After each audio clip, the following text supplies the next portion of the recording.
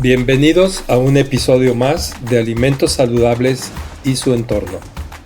Aquí hablamos de lo que implica satisfacer nuestras necesidades básicas de alimentación y salud. Comunidad.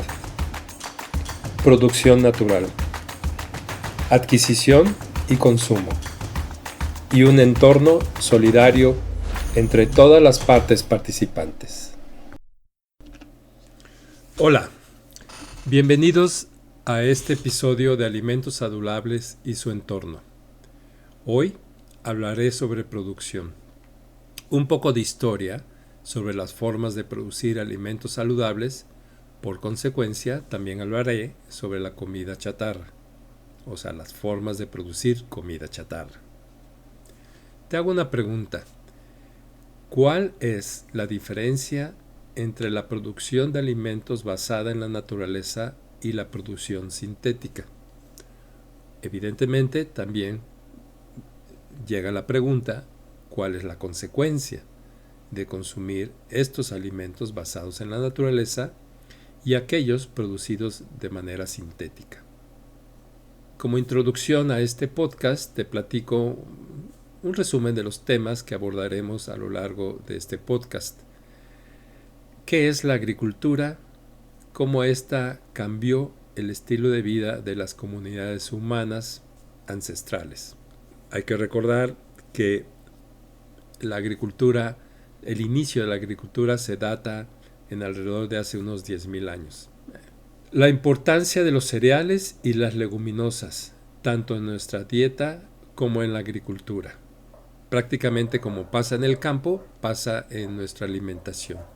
Los cereales y las leguminosas tienen características en el suelo, el cual muchas personas comparan con nuestro cuerpo. O sea, muchos de los procesos que suceden en el suelo también pasan en nuestro cuerpo. Pues es interesante que estos dos cultivos, estos dos grupos de plantas, los cereales y las leguminosas, impactan en ambos lados en maneras similares. Vamos a hablar también sobre los sistemas agrícolas antiguos, una breve perspectiva sobre algunos de ellos. Agricultura industrial y sintética. Y hablaremos también de varios de los sistemas actuales, métodos de agricultura que están de boga, principalmente impulsados por el interés de regresar a formas naturales o formas más saludables para producir alimentos para nosotros. Si ya estás listo, iniciamos este podcast. La agricultura, como he mencionado, es un conjunto de conocimientos acerca de cómo cultivar las plantas de una manera que podamos hacerlas productivas, desarrollado por comunidades de seres humanos con el propósito de cultivar sus alimentos de una manera continua y además en un mismo lugar. Sabemos entonces que la agricultura fue el inicio de la transición de un estilo de vida nómada basado en la caza, la colecta, para que finalmente las comunidades humanas se establecieran de una manera permanente, semipermanente, en algún sitio que habían encontrado y considerado como óptimo, fuese por el clima, por la disponibilidad de los recursos naturales, por otras razones convenientes para establecerse. Por ejemplo, también la disponibilidad de materiales de construcción, ¿no? O sea, un bosque, por ejemplo, madera, la disponibilidad de agua, en fin.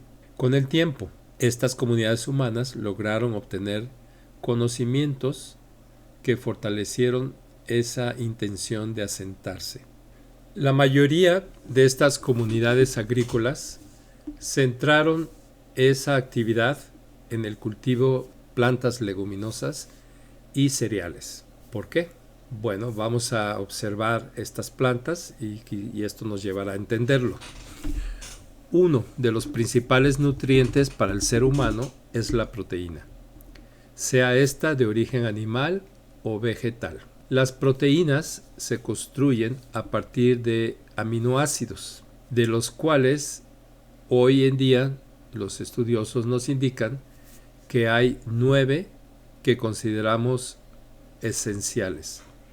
Y se consideran esenciales queriendo decir que estos aminoácidos no podemos sintetizarlos nosotros mismos en nuestros procesos metabólicos o nuestras rutas metabólicas, sino que requerimos obtenerlos obligadamente de fuentes externas, es decir, a través de los alimentos.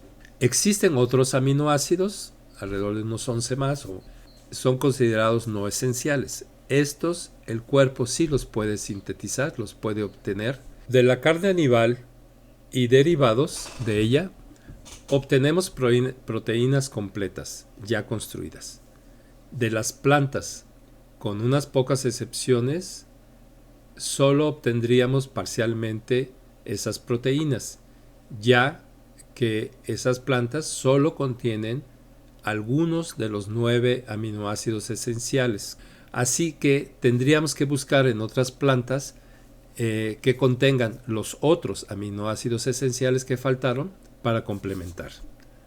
De esa forma, al obtener plantas que contienen, por ejemplo, 4 aminoácidos y otras que tienen los 5 complementarios, podríamos, al consumir ambas, construir la proteína que nuestro cuerpo requiere para nutrirse.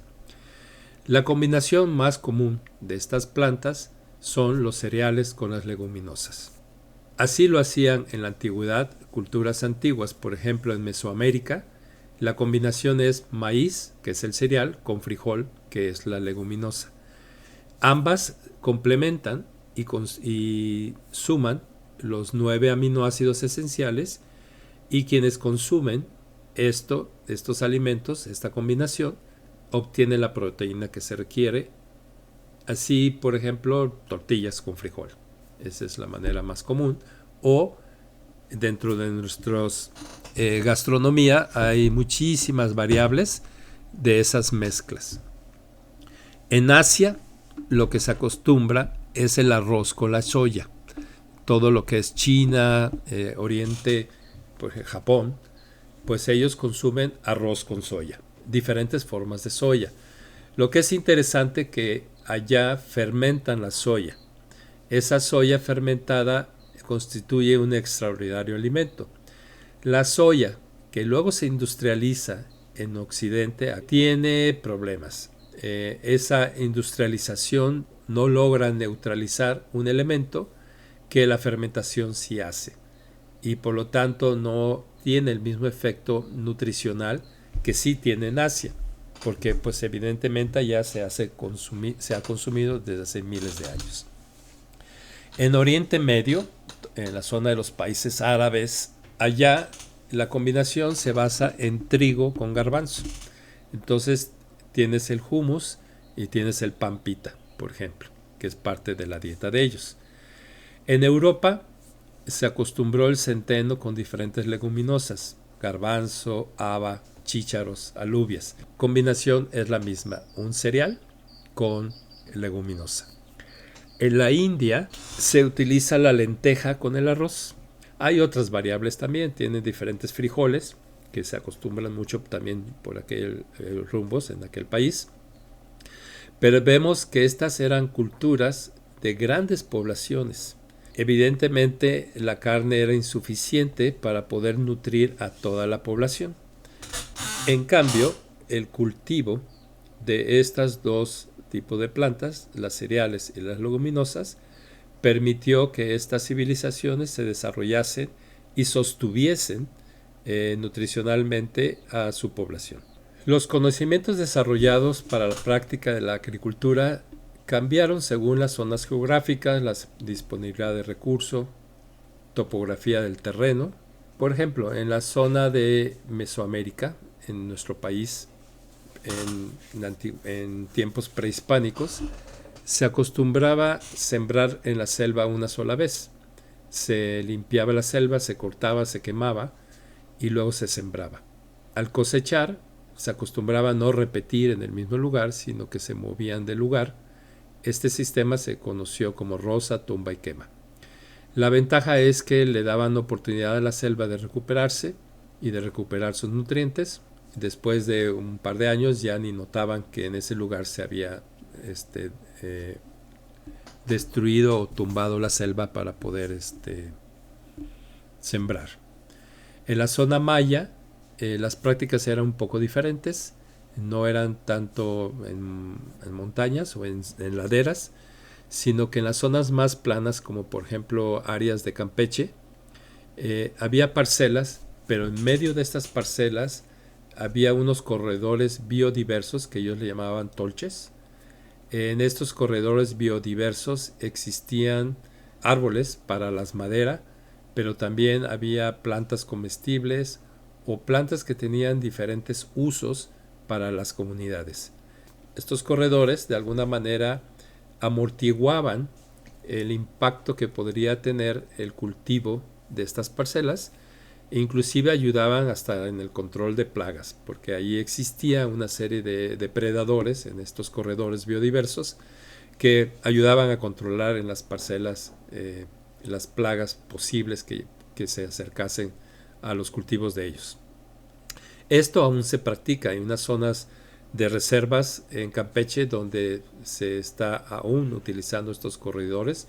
Los sistemas prehispánicos en Sudamérica también tenían sus características. Por ejemplo, recientemente nos enteramos de la existencia de un grupo indígena en la Sierra de Santa Marta, ahí en Colombia, en la zona montañosa, que ellos se autodenominan los mamas. Ellos habían desaparecido aparentemente con la llegada de los españoles y por 500 años nadie supo que estaban allí arriba en las montañas. Durante esos siglos, estas comunidades domesticaron la selva, sustituyeron las especies agresivas o no útiles por especies que sí eran útiles, domesticadas para beneficio de ellos. Se han descubierto ciudades de cerca de 100,000 personas existentes en esas selvas que duraron siglos y que a pesar de ese número enorme de personas no depredaron la montaña o el bosque o la selva, sino que más bien lograron adaptarla a sus usos y pudieron conservarlas, o sea, interactuaban con la naturaleza sin destruirla. En Europa el sistema era diferente, ahí existían ya los feudos, donde había una nobleza que era dueña de una extensión considerable de terreno, que permitía a los campesinos, a la gente humilde, que pudieran llegar ahí, practicar una agricultura de subsistencia, en el cual a cambio de poder cultivar la tierra y obtener alimentos e inclusive crear animales, el señor feudal colectaba impuestos cada determinado tiempo por haberles permitido utilizar sus tierras, sus recursos. Evidentemente había unos más ambiciosos que otros y había muchos casos en que lo que les dejaban era simplemente para subsistencia, no tenían la capacidad de poder crear una fuerza que pudiera amenazar al señor feudal. Sus sistemas les llamaban de cultivos bienales y trienales, en el cuales combinaban, por ejemplo, en los bianuales, alternaban cereales con leguminosa, porque esto era benéfico, ya que los cereales consumen nitrógeno y las leguminosas los aportan. Cuando cultivas una leguminosa, existen bacterias viviendo en las raíces de ella que fijan el nitrógeno y estos quedaban para los cereales. ¿Observas? Esta combinación de cereales con leguminosas, además de funcionar en nuestras dietas, ya que nos aportan los diferentes aminoácidos con los que construimos las proteínas, también ayudan a que la tierra pueda continuar funcionando con estos diferentes cultivos, manteniéndola, cuidándola, sosteniéndola. Es muy interesante que exista esa similitud de beneficio.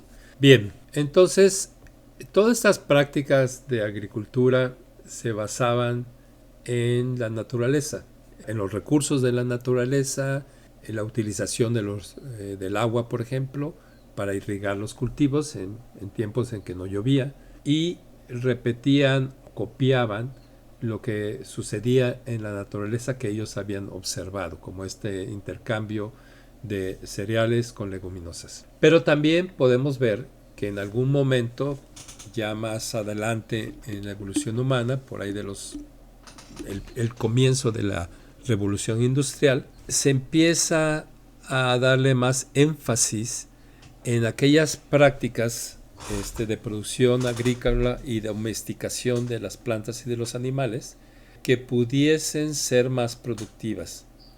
Siempre lo fue el interés humano en ello, pero ahora se empezó a hacer de una manera industrializada. Por ejemplo, ahí está la historia de los fertilizantes, en donde se fueron descubriendo diferentes fuentes de nutrición para las plantas y los animales. Se empezaron a comercializar industrialmente, primero a producir, explotar comercialmente e industrialmente, para luego comercializarse a las zonas de mayor productividad o de mayor intensidad de la agricultura. Estos métodos sintéticos tienen un problema: simplifican los procesos naturales, los reducen a lo más básico y lo hacen para ser más eficientes productivamente, pero también lo hacen por cuestiones económicas. El problema de todo ello es que tiene un impacto el producto final en la comida o en los alimentos que se producen. Hablaba yo en el podcast de los minerales, cómo estos sistemas industrializados sintéticos reducen la disponibilidad de los nutrientes, por ejemplo de los minerales. Esto evidentemente es una carencia de diversidad y de calidad. ¿Estás familiarizado con el término comida chatarra? La consumes. ¿Por qué? Por un lado, entiendo la publicidad del bombardeo que te están instruyendo a que los consumas. Por el otro lado, porque se ha vuelto atractiva visualmente o inclusive a través del olfato y hasta del sonido, como cuando alguien abre en una casa una bolsa de sabritas o de unas papas o de un dulce. Todas las envolturas tienen sonidos y hemos sido condicionados a que este sonido pertenece a los chocolates, este pertenece a los cereales y este sonido de la bolsa es de este otro producto. Y entonces ves que los demás miembros de la familia voltean porque alguien abrió esa bolsa y la escuchó. No la vio, no la olió, ni le dijeron. Simplemente escuchó. Y automáticamente va a pedir. Yo también quiero. Eso es cómo se maneja la comida chatarra. Requiere de esta serie de trucos para aumentar su consumo. Está muy estudiado. Piénsalo 2 veces antes de consumir comida producida sintéticamente. Resumiendo hasta el momento, la agricultura permitió a comunidades humanas cambiar estilos de vida nómadas basados en la caza y colecta a una vida de asentamiento fijo en un lugar, lo que llevó al desarrollo de estructuras más permanentes como casas más sólidas, barreras de protección hacia los animales salvajes o inclusive a protección de otras comunidades humanas. Edificios compartidos, recursos compartidos como distribución del agua, etc. Pozos. Se desarrollaron también en esta época innumerables formas de cultivar según cada geografía, según cada clima, según los recursos naturales disponibles y según el conocimiento de esas comunidades. Tanto el cultivo como la dieta humana requiere de una diversidad de plantas para el crecimiento y mantenimiento armónico y saludable. Hasta ahí es lo que hemos hablado. Hasta aquí llegamos en este podcast. Si continúo, ya nos vamos a abrir a revisar, comentar, conocer sobre los diferentes sistemas de producción actuales en práctica en diferentes partes del planeta. Para producir alimentos existe la electrocultura, la agrohomeopatía, la agricultura orgánica, la agroecología y otros. Esto es muy enriquecedor y nos puede a nosotros como consumidores permitir comprender, o como comercializadores incluso, comprender en qué se basan estos sistemas pero también cuáles son los beneficios de utilizarlos. Te agradezco tu participación nuevamente. Nos vemos en el próximo episodio donde hablaremos de estos diferentes sistemas. Y si te gustó lo que hablamos el día de hoy, darle like, suscríbete a este canal y te invito a que dediques tu tiempo y esfuerzo a conseguir los alimentos saludables que tú requieres, que tu cuerpo requiere, que tu familia requiere. Hay una gran diferencia entre alimentarse saludablemente y solamente llenarse con comida chatarra.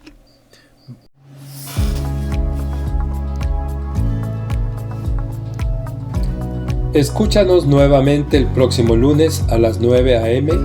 en el siguiente episodio de Alimentos Saludables y su entorno. Compártenos tu sentir y pensar escribiéndonos y enviando un comentario a lo hablado hoy. Marca que te gustó este episodio.